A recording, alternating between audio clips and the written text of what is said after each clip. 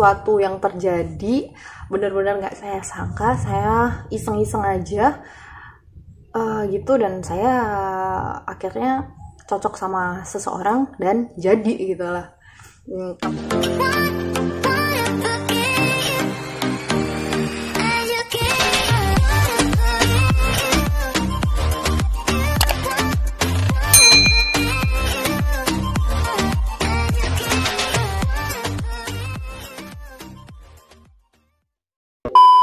Assalamualaikum warahmatullahi wabarakatuh. Hai semuanya, kembali lagi bersama saya di channel saya, Putri Nurhidayati. Jangan lupa untuk kalian yang baru pertama kali menemukan channel ini, bantu saya menekan tombol subscribe yang ada di pojokan, dan jangan lupa menekan tombol lonceng supaya saya tuh biar semangat bikin video. Dan maaf untuk beberapa pekan ini tuh saya nggak bisa bikin video dikarenakan banyak banget halangan, kendala.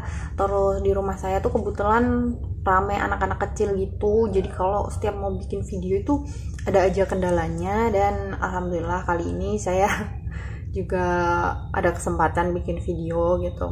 Kadang itu kan mager juga gitu ya teman-teman, jadi mau sharing apa itu susah gitu. Jadi pada video yang kali ini saya mau membahas tentang Allah itu tahu kalau kita pengen segera menikah gitu. Allah itu tahu kalau kapan tepatnya jodoh kita itu juga bakalan datang. Dan kita sebagai hamba Allah itu baiknya bisa berikhtiar saja. Dan banyak banget yang tanya sama saya itu gimana sih caranya saya mengamalkan sholawat apa yang saya baca sampai saya bertemu dengan jodoh saya.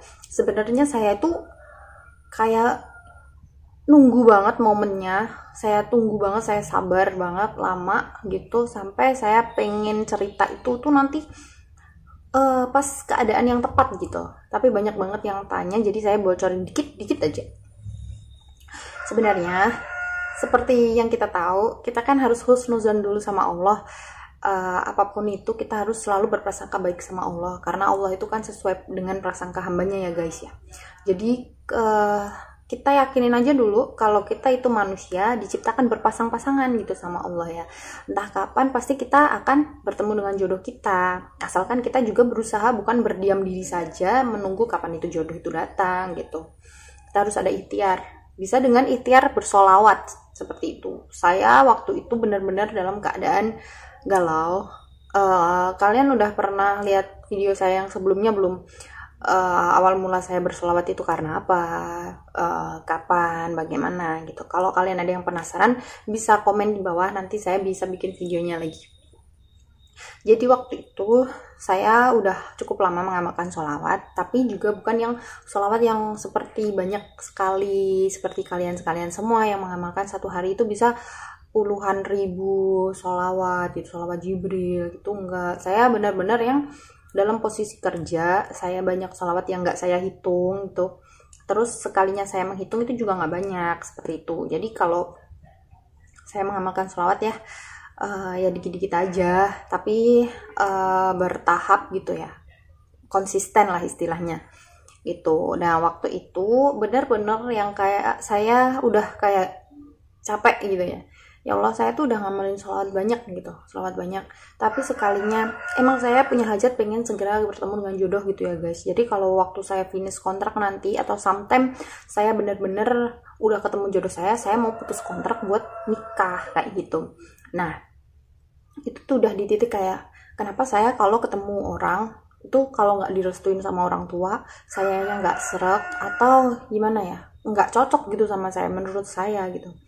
Nggak cocok untuk jadi imam saya kayak gitu.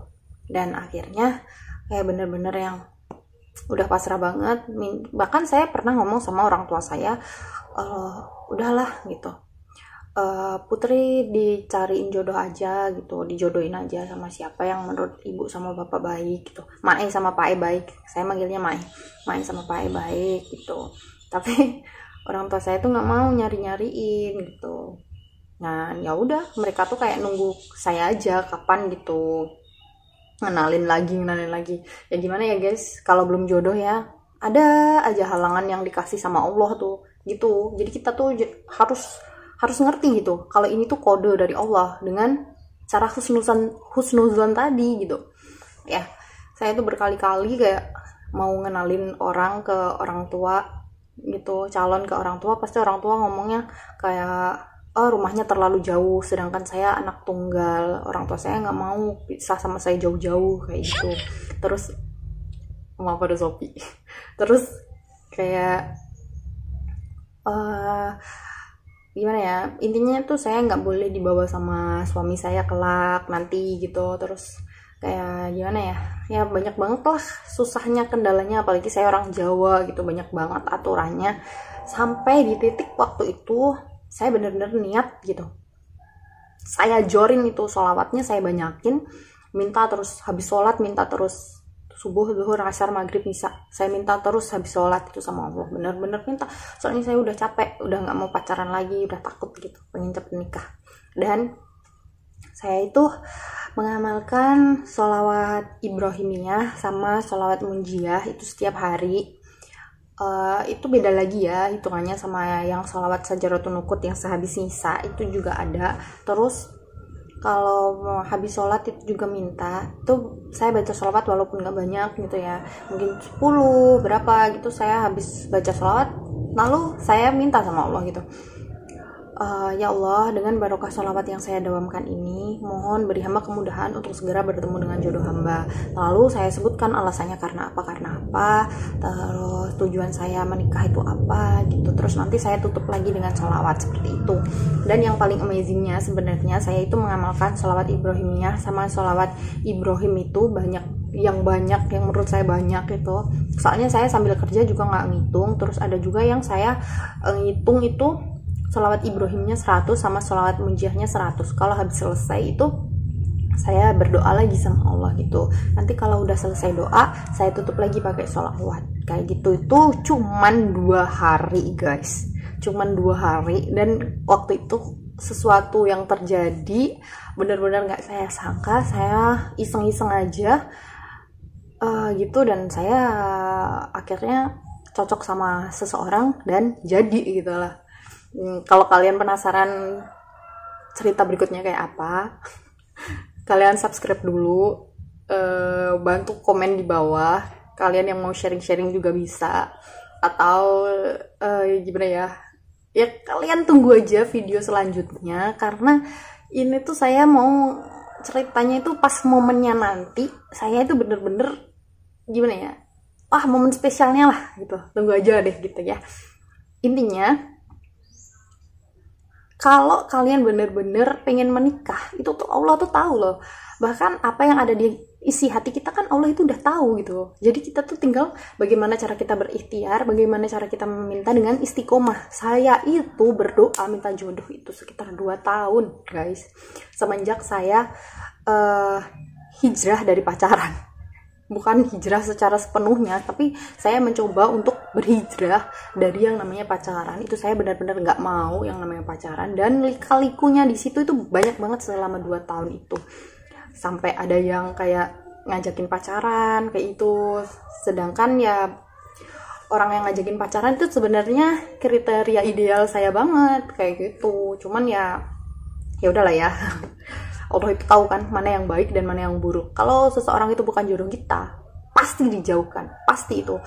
Gimana pun kondisinya, sedekat apapun keadaannya, hubungan antara kalian dengan orang itu, kalau bukan jodoh pasti dijauhin sama Allah. Aku udah ngerasain banget. Dan sekarang sama calon saya ini, kita doain aja ya guys ya, semoga lancar nanti sampai hari H. Terus buat kalian gitu ya, kalau kalian benar-benar menikah, itu kalian harus menurunkan standar ya, standar calon gitu. Jangan terlalu mencari yang saya nemu kata-kata bagus banget ini dari Instagram ya, kayak gini, kamu jangan mencari jodoh yang seperti baginda Rasulullah Muhammad SAW, sedangkan dirimu sendiri belum mampu menyempurnakan dirimu seperti Khadijah alaihissalam, seperti Bunda Khadijah, seperti itu guys. Jadi kayak kita tuh harus bercermin dengan diri kita sendiri juga gitu. Kalau kita pokoknya percaya deh, pilihan Allah itu pasti yang terbaik buat kita. Semangat buat kalian semua yang ingin bertemu dengan jodohnya. Banyak-banyakin sholawat, banyak-banyakin ikhtiar, banyak-banyakin doa. Perbaiki hubungan kalian sama orang tua. Yang nomor satu itu restu orang tua, guys. Karena mau gimana pun dipaksa, kalau orang tua kita nggak merestuin, orang tua kita itu sakit hati, itu tuh kayak kan ada gimana ya guys, ridho orang tua itu ridhonya Allah gitu loh. Jadi kita cari ridho orang tua, niatnya juga biar Allah meridhoi, kayak gitu aja guys. Terima kasih untuk kalian yang sudah nonton video ini. Jangan lupa untuk bantu saya menekan tombol subscribe, like, dan di komen. Kalau bermanfaat bisa di share. Terima kasih untuk kalian semua. Wassalamualaikum warahmatullahi wabarakatuh.